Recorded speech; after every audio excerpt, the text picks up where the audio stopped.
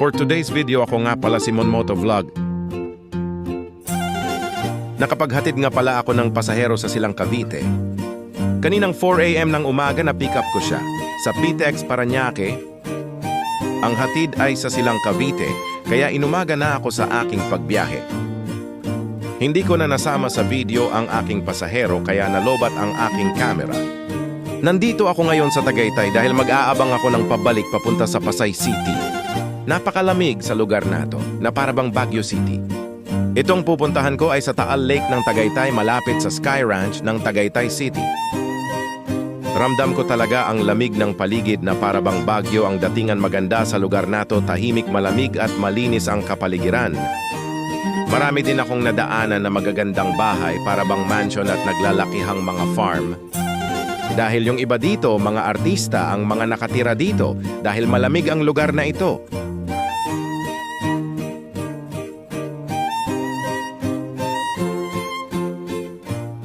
Balik ko na ako sa highway at gusto kong masilayan ang Taal Lake ng Tagaytay City. Kaya binabaybay ko ang kahabaan ng highway papunta sa SM City ng Tagaytay. Ang aking biyahe kaninang 4 AM mula Parañaque papunta sa Silang Cavite ay nasa 50 kilometro ang layo.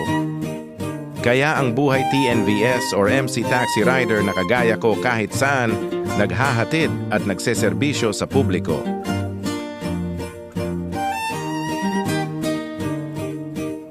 Mahirap maging MC Taxi Rider dahil spouse kami sa lahat.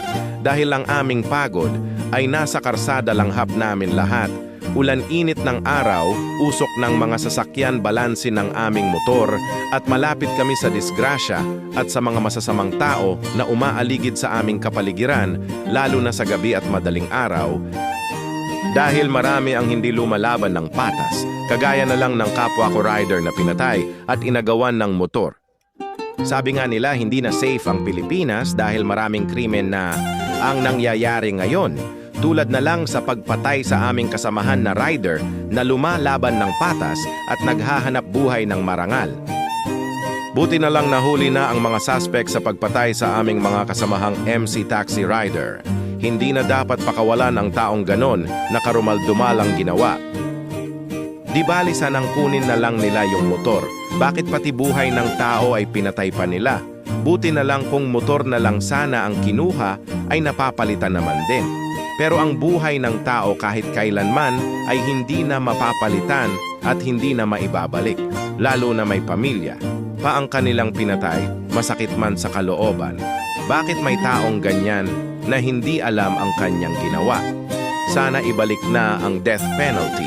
Dahil marami na ang mga krimen ngayon, hindi na safe ang Pilipinas. Maraming inosente na ang nadadamay ngayon.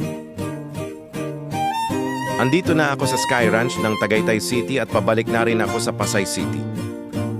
Hanggang dito na lang po ang aking video. Maraming salamat po. Ako nga pala si Monmoto Vlogs, ang movie angkas joyride nyo sa karsada. Marami pa akong gagawing video tungkol sa aking biyahe sa Metro Manila.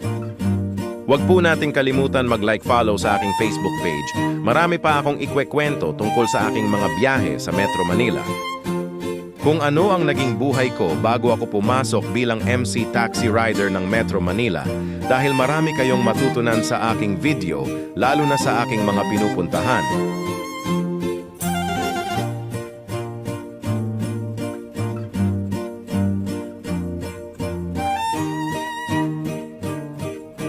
Hanggang dito na lang po ulit ang aking video. Maraming salamat po sa ating lahat. Ride safe po and God bless you mga paps.